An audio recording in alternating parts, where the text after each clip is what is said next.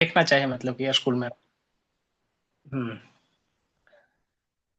जो भी है, तो यहाँ पे बोले थे कि जो कनेक्शन है यहाँ ठीक कॉपर स्टीव का रहता है। सर ठीक है। हाँ हाँ।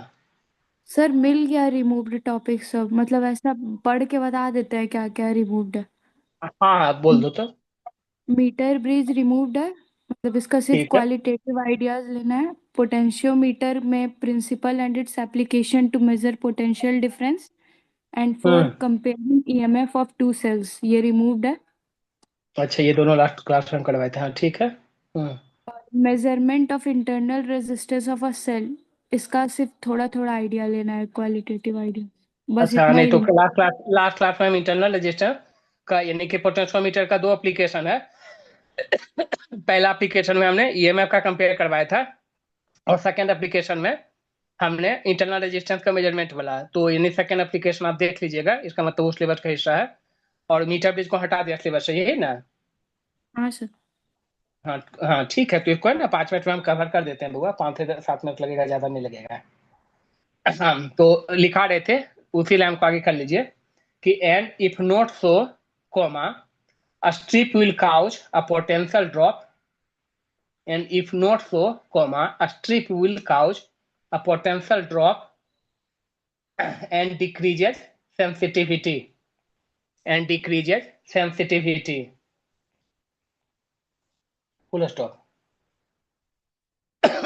लिखेंगे कि टू अ पॉइंट सी, यहाँ हमने सी पॉइंट नाम दिया था बउआ, जहां सी है आपका जॉकी गैल्वेनोमीटर लगा हुआ है। To a point C galvanometer is attached. ठीक है, गैल्वेनोमीटर को टच किया था। To a point C galvanometer is attached and jockey attached to galvanometer, and jockey attached to galvanometer, jockey attached to a galvanometer, can slide over the wire, of meter bridge, can slide over the wire of meter bridge।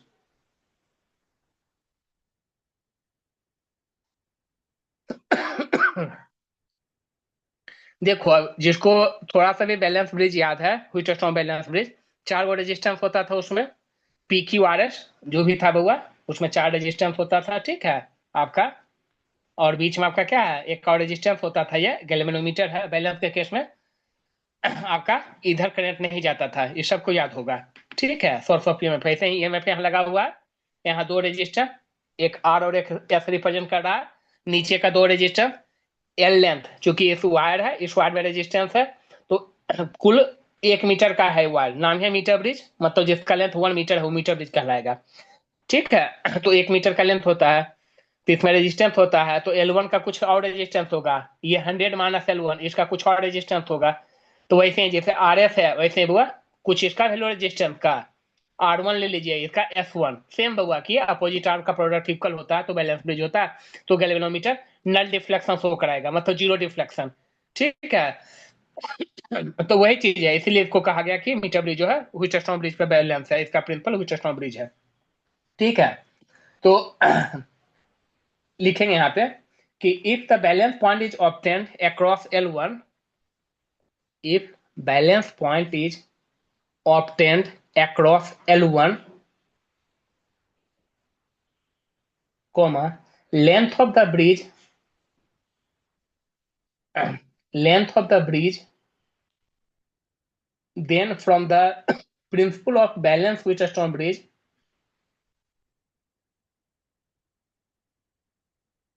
length of the bridge, then from the principle of balance Wheatstone bridge, then from the principle of balance Wheatstone bridge, principle क्या था Wheatstone bridge का, P upon Q equal to R upon S, या तो P into F equal to R into Q. तो वैसे ही हुआ, therefore यहाँ पे आपका क्या हो जाएगा, एक L1 लेंथ है, एक 100 - L1 है, तो आप L अपॉन 100 - L ऐसा लिख सकते हैं, equal to R upon S. R एक रेजिस्टेंस है, एस आपका स्टैंडर्ड रेजिस्टेंस है, जिस रेजिस्टेंस का वैल्यू आप जानते हो, R रेजिस्टेंस के बारे में आप नहीं जानते हो। L1 जो है मीटर ब्रिज पे देख करके बोगा कि इसका लेंथ कितना है, यहाँ स्केल लगा होता है, आप जॉकी को यहाँ से यहाँ जब पूरा सेटअप कर लिए, एक स्टैंडर्ड रेजिस्टेंस का बॉक्स होता है, वहां से बॉक्स से निकाल करके एक रेजिस्टेंस यहाँ पे अटैच कर दिए। ये अननोन रेजिस्टेंस है, नहीं जानते हैं इसके बारे में। उसके बाद क्या किए, ईएमएफ का शॉर्ट लगा के की ऑन कर दिए, पूरा सेटअप हो गया। अब उसके बाद हुआ, ये जॉकी को जो यहाँ है इधर से इधर या इधर से इधर कहीं से स्लाइड करते हैं। एक ऐसा पॉइंट होगा जो है आपका गैल्वेनोमीटर, वो नल डिफ्लेक्शन देगा, जीरो डिफ्लेक्शन। ठीक है, तो जहां पे होगा उस लेंथ को L1 चाहे L कह दिए, रिमेनिंग लेंथ को 100 माइनस L कह दिए। तो वही है अपोजिट आर्म का जो रेजिस्टेंस का प्रोडक्ट इक्वल होगा। तो बैलेंस, तो चूंकि ये बैलेंस हो गया है, गैल्वेनोमीटर हमको दिखा रहा है नल डिफ्लेक्शन, मतलब ये दोनों का रेजिस्टेंस का प्रोडक्ट, ये दोनों का रेजिस्टेंस का प्रोडक्ट के इक्वल है। इसका मतलब क्या है, एल जो है लेंथ है, आप मीटर स्केल से देख रहे हो, एल लेंथ क्या है, 100 माइनस एल क्या है आप देख रहे हो। आर आपको नहीं मालूम है, एस मालूम है, सब कुछ मालूम है एक वो रेजिस्टेंस का वैल्यू छोड़कर। इसका मतलब अगर अननोन रेजिस्टेंस को का वैल्यू कितना है निकालना है, तो आप मीटर ब्रिज का यूज करके उसका वैल्यू निकाल सकते हो। ठीक है, नीचे लिख लेंगे, either either either of R और एस इज नॉन। तो आर और एस में कोई एक नॉन रहेगा, तो एस का मतलब स्टैंडर्ड है, आर हमें अननोन है, ऐसा सोच लेंगे। ईदर ऑफ आर और S is known, comma L is observe, L को हम लोग यहां से ऑब्जर्व कर लेते हैं, L is observe and then unknown resistance is calculated, then unknown resistance is calculated.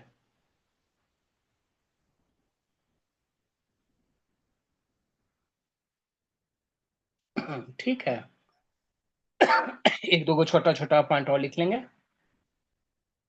लिखेंगे it is generally it is generally it is generally preferred prefer करते हैं हम लोग, it is generally preferred to obtain the balance point in the middle of meter bridge, balance point in the middle of meter bridge, in the middle of meter bridge wire, because balance point in middle, because balance point in middle cancel out any effect of a strip resistance, balance point in middle cancel out any effect of a strip resistance, any effect of a strip resistance, and give accurate reading of unknown resistance, and give accurate reading of unknown resistance।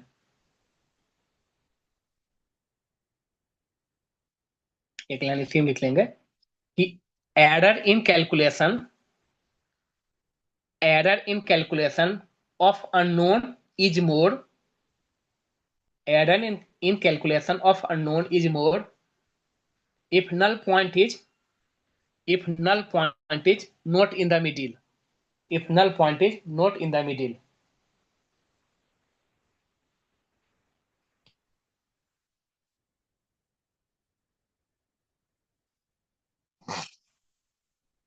ठीक है sir जी। हाँ sir. Board में तो इससे बहुत ज्यादा question आया है, मतलब प्रीवियस ईयर में, लेकिन आपका हटाया दिया सिलेबस से।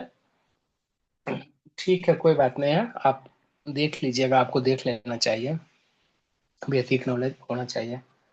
छोटा हेडिंग डाल दीजिए तो, colour code for carbon register, है ना, ये 2 से 3 मिनट का है ये, colour code for carbon register.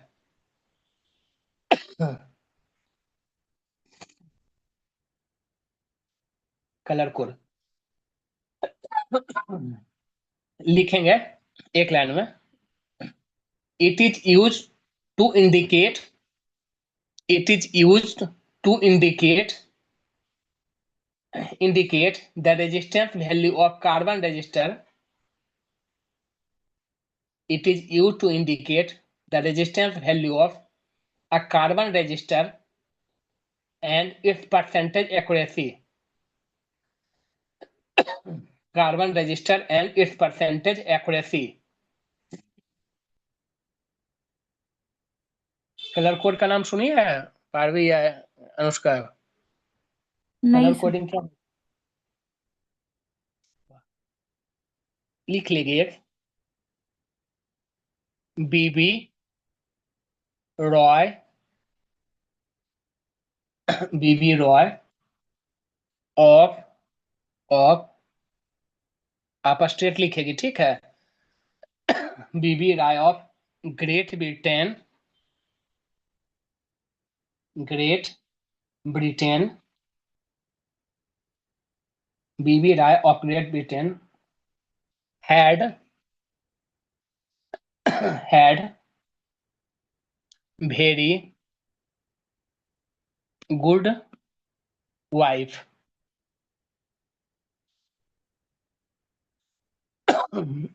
ये कोडिंग है जिससे कि लोगों को याद रह जाता है, हर दुनिया के हर टेक्स्ट बुक में दिया हुआ है line. BB Roy of Great Britain had very good wife. पहला बी जो है ये ब्लैक कलर को रिप्रेजेंट करता है। दूसरा बी जो है ये ब्राउन कलर को रिप्रेजेंट करता है।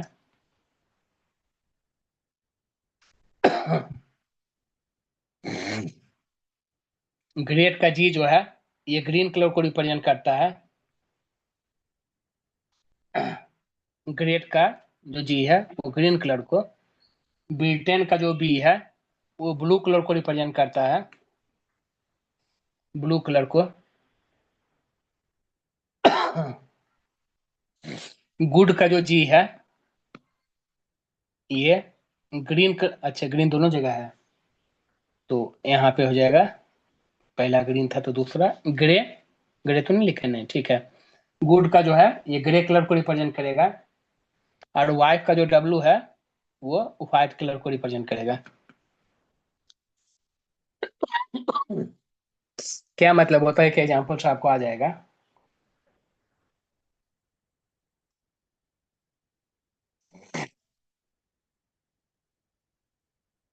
ठीक है, ये तो लिख ली होगी। हाँ सर। हम्म। पहला बी जो है के नीचे 0 लिख दीजिए, सेकंड बी के नीचे 1 लिख दीजिए, आर के नीचे 2 लिख दीजिए, ओ के नीचे 3 लिख दीजिए, वाई के नीचे 4 लिख दीजिए, 0 1 2 3 4। ग्रेट के जी के नीचे 5 लिख दीजिए, ब्रिटेन के नीचे मतलब 6 लिख दीजिए, भेरी था, हाँ भेरी के नीचे 7 लिख दीजिए, गुड के नीचे 8 लिख दीजिए, और वाइफ के नीचे 9 लिख दीजिए। 0 1 2 3 4 5 6 7 8 9। ज्यादा नहीं लगेगा इसमें भी, 5 मिनट में समझ जाएगी। बीबी राय ऑफ ग्रेट ब्रिटेन है, हैड वेरी गुड वाइफ, ठीक है। इसमें कलर को कलर कोडिंग, अब तो कॉम्पसन में कहोगे तो भाई अब 2025 का भी है, अब आपको लोग क्वेश्चन शायद नहीं देखते हैं, बट 2025 में जो एग्जाम हुआ वहां पे भी आपको दिखेंगे कलर कोडिंग का। बोर्ड के एग्जाम से तो पहले निकाला था, अब देख लेना शामिल किया नहीं किया है, कभी आता था कभी ये कलर का शामिल, जो भी लिख ली वो लिखते जाओ, है ना, समझना क्या है जस्ट अभी समझ में आ जाएगा। लिख देंगे a set of colour, a set of colored coaxial ring। अब बांधते हैं जैसे अलग अलग कलर का मान लेते हैं लोग, फीता बांधते हैं, डिवाइड करते हैं, तो वैसे ही पट्टी होता है।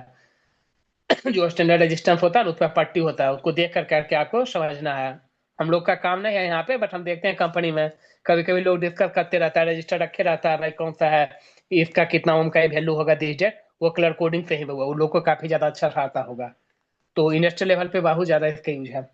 जो भी लिखेंगे a set of colour coaxial ring or band, a set of colored coaxial ring or bands is printed on register, is printed on a register, printed on register। रिवेल हमें बताता है, REVEALS रिवेल, the following fact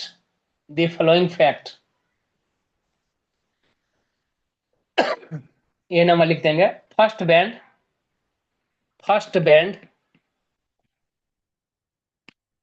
dash देख लिख देंगे। First significant figure, पहला band जो है वो क्या रिप्रेजेंट करेगा? First significant figure. अब सिग्निफिकेंट फिगर आ रहा है ना, दिमाग में नहीं आ रहा? First significant figure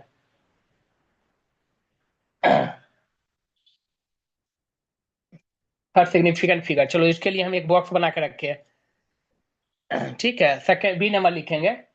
second band जो दूसरा पट्टी रहेगा बना हुआ, जैसे होगा कोई रजिस्टर है, इस पे अलग अलग कलर का पट्टी रहेगा।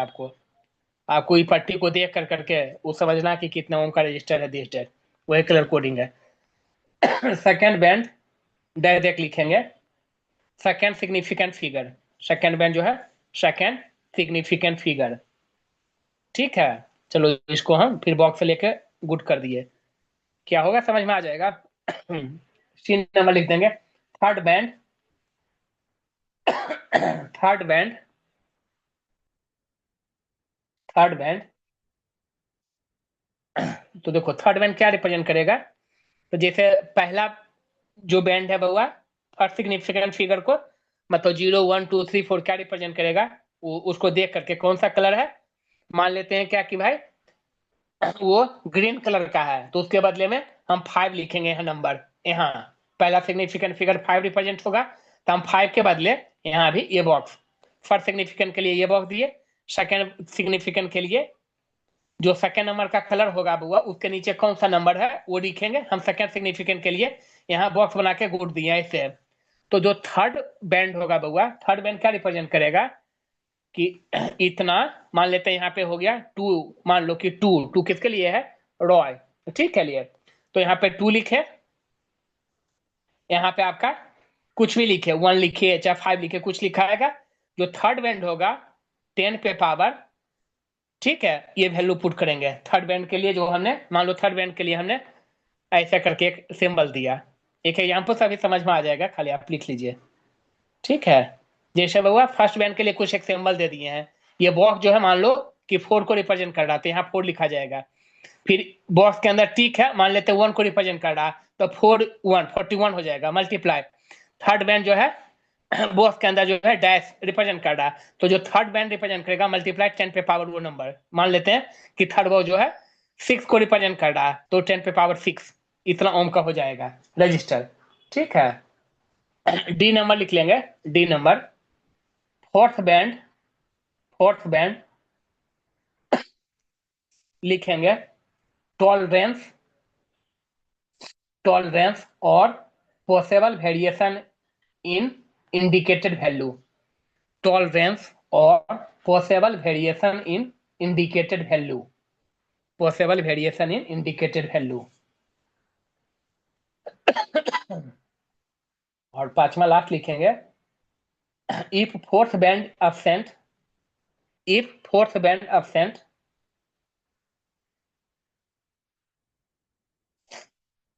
if fourth band absent dash dash लिख लेंगे।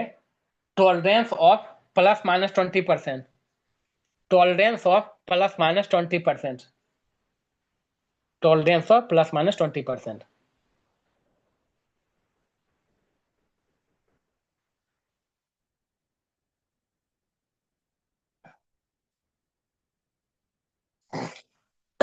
ठीक है। अगर गोल्ड रहेगा तो उससे 5% आता है, अगर सिल्वर रहेगा दिया हुआ तो उससे 10% आता है। अभी ये अजीब लग रहा होगा क्या क्या हम बोल रहे हैं, ठीक है। टॉलरेंस का मतलब कोई बता पाएंगे टॉलरेंस क्या चीज होता है? कोई भी चीज में टॉलरेंस का मतलब क्या होता है?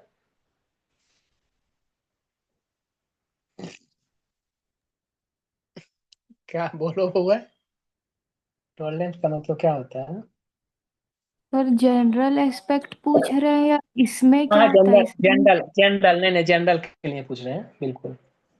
किसी चीज को टॉलरेट करना मतलब वो ना चाहते भी हुए भी उसको, मतलब ना चाहते हुए भी उसको सुनना या लेना।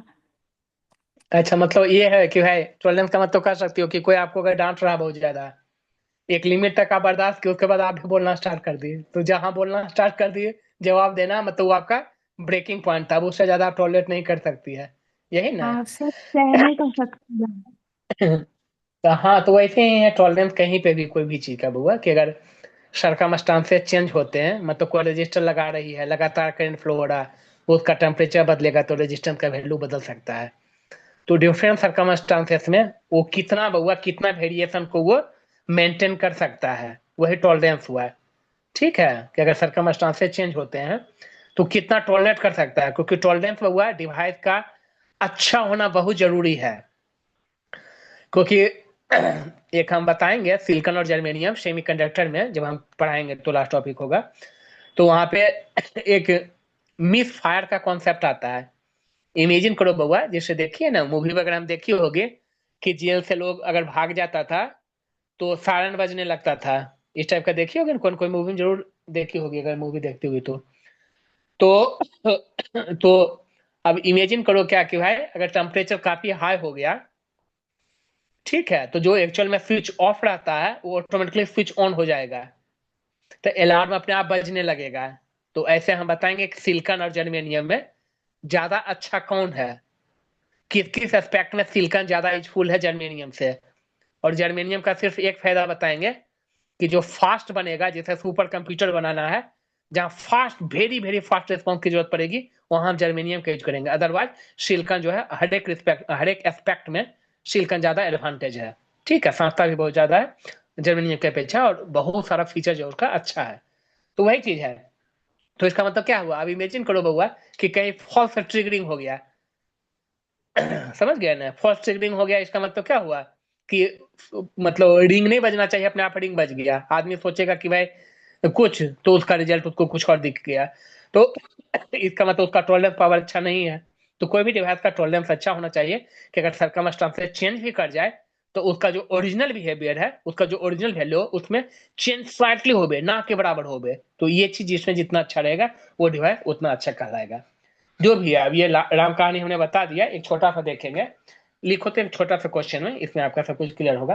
देखेंगे the colour of four band, the colour of four band, जैसे मार्केट से एक रजिस्टर खरीद के लाई, किसी बड़े कंपनी में आप अगर काम कर रहे हैं, इस टाइप का एक रजिस्टर उठा के लाए, the colour of four bands are red, मान लेते हैं पहला लाइन भी रेड है, रेड, कॉमा रेड, दूसरा लाइन भी रेड है, कॉमा रेड, तीसरा लाइन भी रेड है, एंड सिल्वर, और चौथा लाइन क्या है, सिल्वर है, चौथा लाइन क्या है, silver. Find its resistance value, find its resistance value.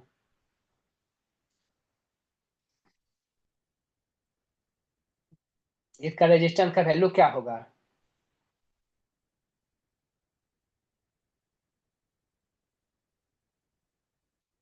इसमें हम कहीं रेड नहीं लिखे थे ना, बीबी रॉय में जो आर है वो रेड को रिप्रेजेंट करेगा।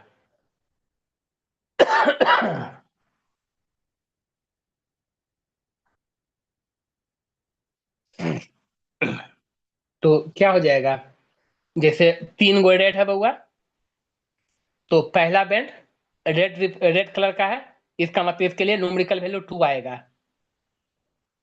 ठीक है, दूसरा बैंड भी क्या है बउआ, रेड कलर का आएगा, इसके लिए भी न्यूमेरिकल वैल्यू 2 है। तीसरा बैंड भी रेड कलर का है, इसके लिए न्यूमेरिकल वैल्यू 2 आएगा। गोल्ड के केस में हमने बोला था कि 10% टॉलरेंसी की बात होती है, गोल्ड में हमने 5% बताया था, और सिल्वर में 10% बताया था। ठीक है, सिल्वर में 10%। तो हमने क्या कहा बुआ कि पहला बैंड जो है पहला सिग्निफिकेंट नंबर को रिप्रेजेंट करता है, पहला सिग्निफिकेंट डिजिट को या नंबर को। सेकेंड बैंड सेकेंड सिग्निफिकेंट को, तो पहला बैंड सेकेंड बैंड चूंकि रेड था तो 22 दिए। थर्ड के लिए क्या होता बुआ, थर्ड पावर में जाता है तो मल्टीप्लाई, किस पे पावर जाता है, 10 पे पावर, फिर से थर्ड बैंड भी रेड है, तो रेड के लिए क्या है, 2 है बुआ, तो 10 पे पावर 2, और लास्ट में क्या है, सिल्वर है, यानी प्लस माइनस ये 10% वेरिएशन दिखाएगा।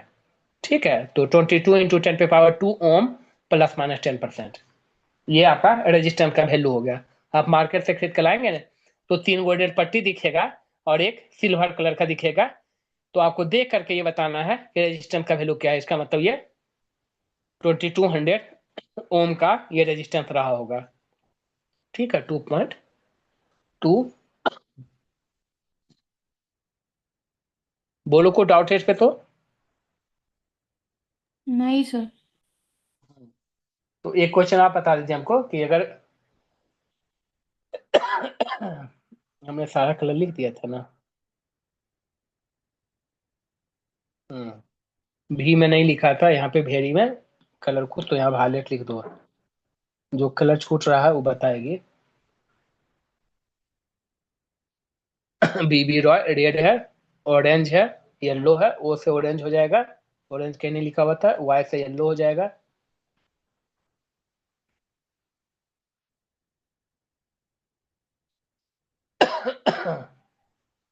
ठीक है सर जी।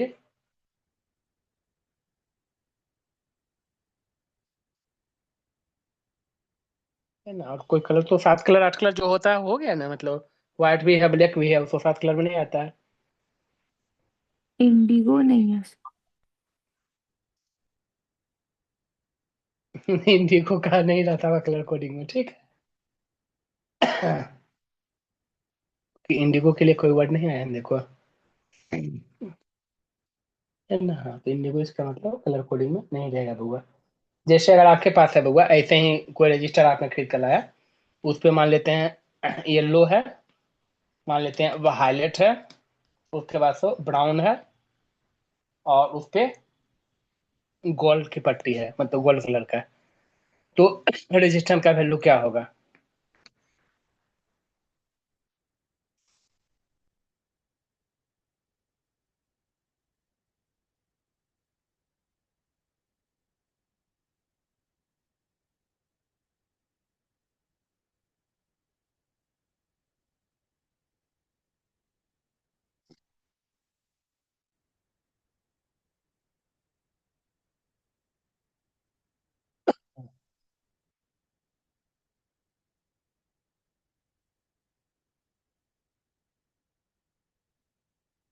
सॉल्व करके बताइए ऐसे ही। नहीं बताओ तो, जो जैसे बताना बताओ, कैसे बताएगी? सर कितना फोर उनका रजिस्टर? हाँ हाँ बोलो। 40। 47 इंटू 10⁻1 प्लस माइनस 5%। कितना बोलिए? 47 बोलिए। हाँ।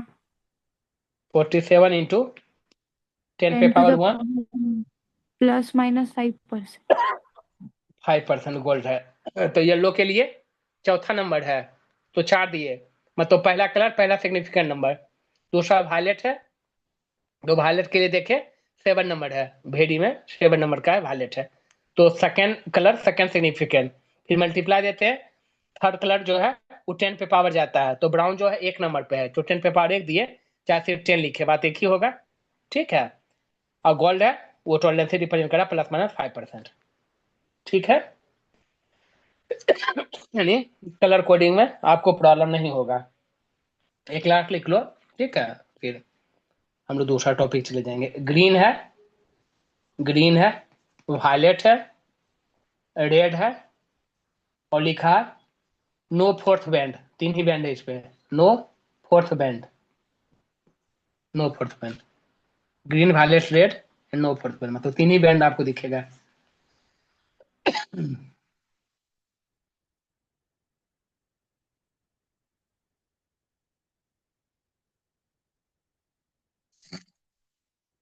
87 इंटू 10⁻²। ग्रीन कितने नंबर पे था? 8। तो ग्रीन नहीं किसके नीचे सॉरी लिखे? सॉरी, तो ये लिख दिए थे वहाँ। गुड का जो है वो ग्रे है, और 57 पचमा में इंटू 10⁻²। 57 इंटू 10 पे पावर 2, उसके बाद पांचवा नंबर में ग्रीन है तो 5 आ गया, वायलेट 7 नंबर में सेकंड है तो 57 हो गया। फिर 10 आता है, तीसरा कलर क्या है? रेड है, रेड के लिए हम लोग 2 नंबर पे है, तो 10 पे पावर 2। फोर्थ में नहीं रहता तो कितना टोलेंसी होता है? 20% हुआ है, 20%। फोर्थ ग्रेड नहीं है तो अपने मैथड पे +-20 देंगे, ठीक है।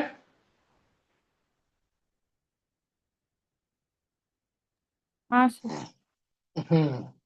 तो अभी चैप्टर में मेरे ख्याल से कुछ बचा नहीं होगा, क्वेश्चन प्रैक्टिस जितना कर सकते हैं।